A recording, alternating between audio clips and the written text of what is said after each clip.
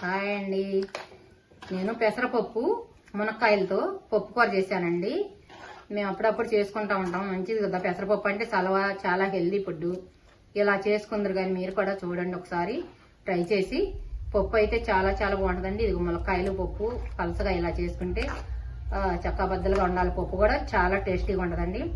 మీరు కూడా ఈ విధంగా చేసుకుందరు కానీ చూసేద్దాం పదండి. ఇంకా చేసుకుందాం, పప్పు తయారు చేసుకుందాం అండి. హాయ్, హలో, బాగున్నారా? Welcome to Krishnamma lakhs YouTube channel. మనం ఇలా పెసరపప్పుతో మునక్కాయ పప్పు చేయబోతున్నానండి.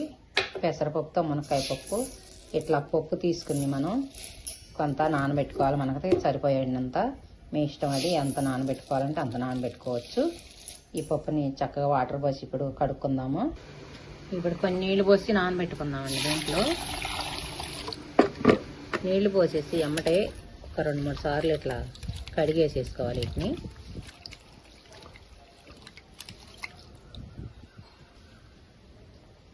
ఇలా కడుక్కుని ఒక పావుగంట నానబెట్టేసుకోండి. బాగా మంచిగా నాని ఉబ్బు తీయండి. ఒక 2 మంటలు మనం పొయ్యి మీద కుక్కర్లో కూడా అవసరం లేదండి. ఆ స్టవ్ వెలిగించుకొని కొంచెంసేపు కుక్ చేసుకుంటే చాలు. చక్కగా ఉడికిద్ది పప్పు. మరీ మెత్తగా ఉడకకూడదు, మరీ గట్టిగానే ఉండకూడదండి. నార్మల్గా వండుకోవాలి ఈ పప్పుని. అందుకని కుక్కర్లో పెట్టకూడదు అనమాట. మనమే ఇడిగా వండుకోవాలి స్టవ్ మీద పెట్టుకుని. కొంచెంసేపు నానబెట్టుకుందాం. ఇప్పుడు ఇందాక నానబెట్టుకున్నాం కండి పెసరపప్పు. నేను ఉడకబట్టి పెట్టుకున్నాను. ఇప్పుడు స్టవ్ వెలిగించుకుందాము. స్టవ్ వెలిగించేసి కళాయి పెట్టేశాను. స్టవ్ మీద ఆయిల్ వేసేసుకుందాం. కళాయిలో పెసరపప్పు మాత్రం మెత్తగా ఉడకకూడదండి. పెద్దగా ఉడికి పెట్టుకోవాలి మనం పెసరపప్పుని. కొంచెం ఆయిల్ వేసుకోవాలి, ముక్కలు ఉడకాలి కదా.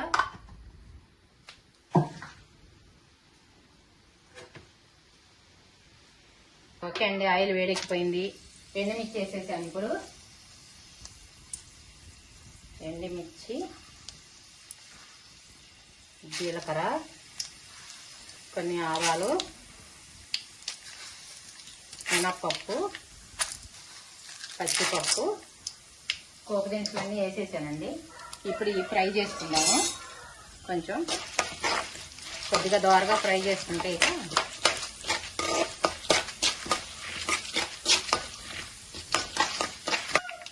ఓకేనండి. ఇప్పుడు ఆనియన్ చేసుకుందాము. కట్ చేసి పెట్టుకున్నాను సన్నగా ఆనియన్స్, కొన్ని పచ్చిమిర్చి ముక్కలు, ఇవన్నీ ఫ్రై చేసుకుందాం. దీంట్లో వెల్లుల్లి రెబ్బలు వేసి ఇవన్నీ ఫ్రై చేసుకుందాం. కరివేపాకు మొత్తం ఫ్రై చేద్దామండి. మంచిగా బాగా వచ్చేయాలి. అంతా వేసేసి బాగా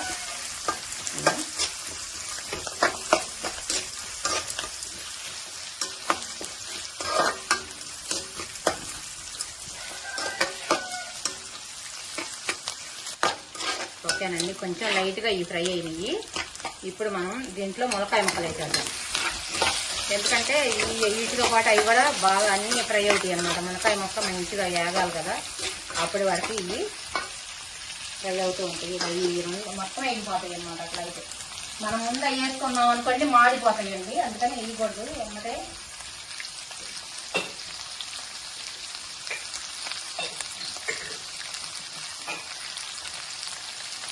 కొంచెం సాల్ట్ కలుపుకున్నాం. ఇప్పుడు దీంట్లో ముక్కలకు పట్టాలి కదా, మునక్కాయ ముక్కలకి అన్నిటికీ.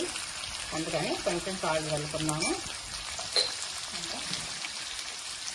ఇప్పుడు ఫ్రై చేసుకున్నాము. అవి బాగా ఎర్రగా వచ్చినాక వేసామనుకోండి మాడిపోతాయి. అందుకని అవి కొంచెం మగ్గంగానే వేసేయాలి.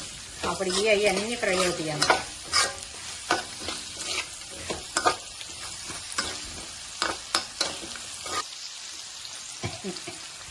ఇప్పుడు పసుపు వేసుకున్నామండి. 1 స్పూన్ దీంట్లో పసుపు, కారము వేసేద్దాం. వేసి కొంచెం కలిపేద్దాం. ఇవన్నీ ముక్కలన్నీ ఇచ్చేసారా అన్నీ చక్కగా వేగిపోయినాయండి. ఎమ్మటెమ్మటే అట్లా వేస్తేనే వేగిపోతాయి. లేకపోతే మళ్ళీ పచ్చిగా ఉంటాయి అన్నమాట. ఇప్పుడు ఇది ఫ్రై అయింది. దీంట్లో మనం చింతపండు పులుసు పోసుకున్నామండి. .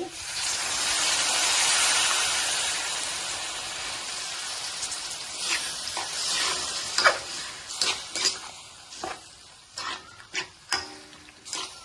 ఇప్పుడు ఈ పులుసు కొంచెం పోసుకోవాలండి, ఎందుకంటే మొక్క కొద్దిగా ఉడకాలి ఈ పులుసులో, అందుకని ఇంకా కొంచెం పోసాను వాటర్. ఇప్పుడు ఇది మూత పెట్టేసుకున్నాం. ఇక సాల్ట్ చల్లే కదా, చూసుకుందాం ఇప్పుడు ఎట్లా ఉందో. చాలేదండి, కొంచెం వేసుకుందాం. ఇంకా కొంచెం సాల్ట్ వేసేసి ఇక నేను రాళ్ళు వేసేస్తున్నాను. ఇందా సాల్ట్ చల్లాను, సరిపోద్ది. ఇక ఇప్పుడు మూత పెట్టేసుకున్నాం. ఇక దీనిపైన ఓకేనండి. ఇప్పుడు మూత తీసేసుకుని చూద్దాము. ఒక 2 సార్లు నేను కలిపెట్టాను మధ్యలో. ఇప్పుడు ఉడికిందండి ఇది. ఇప్పుడు దగ్గర పడింది కదా. ఇక దీంట్లో ఉడకబెట్టుకున్న పప్పు వేసుకున్నాం అండి. ఇది ఒక పచ్చగా ఉంటుంది పప్పు కూడా, పెసరపప్పు. ఇది సాయి పెసరపప్పు అనమాట. దీన్ని కలిపేసుకున్నాం. ఇప్పుడు దీనిలో ఇక కలిపేసి కొంచెం కలపెట్టుకోవాలండి. ఇట్లాగే పచ్చగా ఉండాలి పప్పు మాత్రం, కొంచెం జావుగా ఉండాలండి, గట్టిగా కూడా ఉండకూడదు, ఇలాగే ఉండాలి. చాలా టేస్టీగా ఉంటుందండి ఇలా ఉంటే. చూసారండి, పప్పు అంతా కలిపినాక ఇది ఈ విధంగా పలుకులుగా చాలా బాగుంటుంది. ఇప్పుడు ఈ ముక్కలు కూడా ఇలా ఉంటాయి. ఇక అటు పప్పు లాగా కొంచెం పలసగా చేసుకోవాలండి. ఒక్క రవ్వ ఇప్పుడు పప్పు వేసాం కదా, కొంచెం సిమ్లో పెట్టుకోవాలి. ఒక్క రవ్వ పెట్టుకుందాం, మూత పెట్టేసుకుందాం మళ్ళీ. ఓకేనండి, మళ్ళీ చూసుకుందాం ఇప్పుడు ఎలా ఉందో. పప్పు ఉడికింది చూసారా, అది చాలా దగ్గర పడిపోయిందండి. పెసరపప్పు ఊరకనే దగ్గర పడిపోద్దాం మనం ఎంత వాటర్ ఉన్నా కూడా. సాయి పెసరపప్పు కదా, బిగుదానం వచ్చేస్తుంది అన్నమాట, ఎమ్మటే కారిపోయి. ఈ మాదిరి లూజ్ ఉండాలండి. ఈ మాదిరి లూజ్ లేకపోతే మళ్ళీ ఇంకా గట్టిగా అయిపోద్ది అనమాట. ఇలా ఉంటే చాలు. ఇంకా నేనైతే ఫస్ట్లో కోపు దినుసులు వేసేసే కదా, అవసరం లేదు. మీకు కావాలనుకుంటే వేసుకోవచ్చండి, మీ ఇష్టం. ఇప్పుడు ఇంకా పొయ్యి ఆఫ్ చేసుకుందాం, సరిపోయింది. ఇక ఇట్లా చేసుకోవటమేనండి. కొంచెం కొత్తిమీర చల్లుకుందాం దీనిపైన. పెసరపప్పు ఎండాకాలం చాలా మంచిదండి, ఎండలకు కానీ దేనికని. ఎండాకాలం కాకపోయినా ఎప్పుడైనా కూడా పెసరపప్పు అంటేనే హెల్దీ అండి, మనిషికి హెల్దీ ఫుడ్. మంచిగా తీసుకోండి. దోశలైనా అన్ని బాగుంటాయి కదా పెసరపప్పుతో. ఇలా పప్పు కూర కూడా చేసుకోండి, చాలా టేస్ట్గా ఉంటుందండి. పప్పు తిని చూడండి ఒకసారి మీరు, చాలా మంచిగా ఉంటుంది. మంచి బాడీకి కూడా సలవా, పెసరపప్పు మంచిది. ఒకసారి మునక్కాయలు పెసరపప్పు వండుకుని చూడండి, మీకే అర్థమైంది ఎలా ఉన్నది. మీకు నచ్చితే లైక్ చేయండి, షేర్ చేయండి, కామెంట్ రూపంలో తెలియచేయండి. మంచిగా మీరందరూ కూడా హెల్దీ ఫుడ్లు తీసుకుని ఆరోగ్యంగా ఉండాలి, మంచిగా ఉండాలి. బాయ్ అందరికీ.